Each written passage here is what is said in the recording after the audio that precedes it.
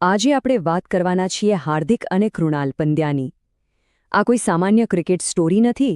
આ એક એવી કહાણી છે જેમાં સપના છે, સંઘર્ષ છે અને સૌથી ઉપર પરિવારનો એક અતૂટ સાથ છે. ચાલો આ અદ્ભુત સફરને નજીકથી જાણીએ. આ એક વાક્ય એમની આખી જિંદગીનો સાર કહી દે છે. આ વાર્તા એ વાતનો પુરાવો છે કે ગમે તેવી મુશ્કેલ પરિસ્થિતિઓમાંથી પણ બહાર આવી શકાય છે અને એ સાબિત કરે છે કે મહેનત અને સમર્પણ ક્યારેય ખાલી નથી જતા. દરેક મોટી કહાણીની શરૂઆત ક્યાંક નાનકડી જગ્યાએથી જ થતી હોય છે. પંડ્યાભાઈઓ માટે આ સફરની શરૂઆત થઈ ગુજરાતના વડોદરા શહેરમાંથી, જ્યાં ક્રિકેટ માટેનો એમનો જુસ્સો પાંગર્યો.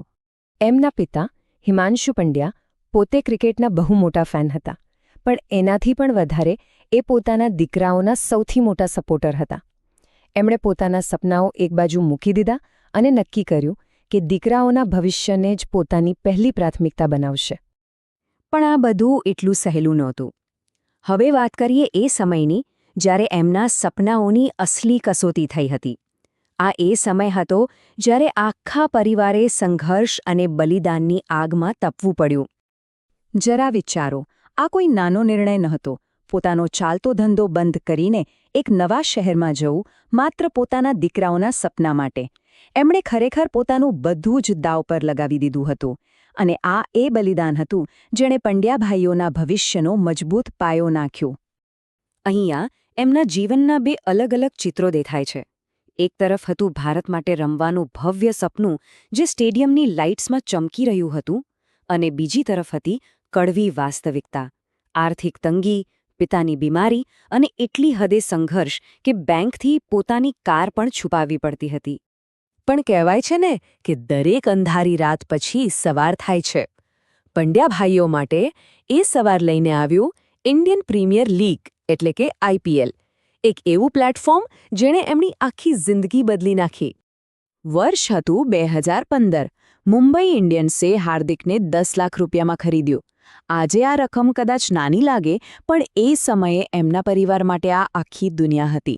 ખબર છે પૈસાથી એમણે સૌથી પહેલું કામ શું કર્યું? એમણે પોતાની એ જ કાર છોડાવી જે તેઓ બેંકથી છુપાવી રહ્યા હતા. અને હવે આ જમ્પ જુઓ. થોડા જ વર્ષોમાં 10 લાખથી સીધા 15 કરોડના કોન્ટ્રાક્ટ સુધી. આ આંકડા પોતે જ એમની મહેનત, એમની પ્રતિભા અને એમની સફળતાની કહાણી કહી દે છે. અને આ સફળતા માત્ર પૈસા સુધી સીમિત નહોતી. હાર્દિકે 5 વખત IPL ટ્રોફી જીતી છે. અને એમાં પણ સૌથી ખાસ વાત તો એ છે કે 2022માં ગુજરાત ટાઇટન્સના કેપ્ટન તરીકે એમને ટીમને એની પહેલી જ સિઝનમાં ચેમ્પિયન બનાવી દીધી. ચલો હવે વાત કરીએ એમના સંબંધની, એમના ભાઈચારાની, જે આખી સફરનો સૌથી મજબૂત આધારસ્તંભ રહ્યો છે. મેદાન પર તમે જોશો તો બંનેની સ્ટાઇલ એકદમ અલગ છે. જમીન આસમાનનો ફરક છે. કૃણાલ એકદમ શાંત અને શિસ્તબદ્ધ ખેલાડી છે, તો બીજી બાજુ હાર્દિક એની આક્રમકતા અને વિસ્ફોટક રમત માટે જાણીતો છે. પણ મેદાનની બહાર એમનો ભાઈચારો અતૂટ છે. આ એક ક્ષણ છે જેમની સફરની ભાવનાત્મક ઊંડાઈ બતાવે છે. જ્યારે કૃણાલે પોતાની પહેલી ઇન્ટરનેશનલ 50 મારી અને કેમેરા સામે રડી પડ્યો, ત્યારે આખા દેશે એમના પરિવારના બલિદાન અને એમના અતૂટ પ્રેમને અનુભવ્યો હતો. પણ જેમ જેમ સફળતા વધે છે તેમ તેમ પડકારો પણ વધે છે. પ્રસિદ્ધિ અને સંપત્તિની સાથે સાથે વિવાદો અને પોતાની જાતને સાબિત કરવાની પરીક્ષાઓ પણ આવે છે. હાર્દિકની સફરમાં વિવાદો પણ આવ્યા. 2019માં એક કોન્ટ્રોવર્સીને કારણે એને સસ્પેન્ડ પણ થવું પડ્યું. પણ સાચો ચેમ્પિયન એ જ છે જે પડીને ફરી ઊભો થાય, બરાબર ને?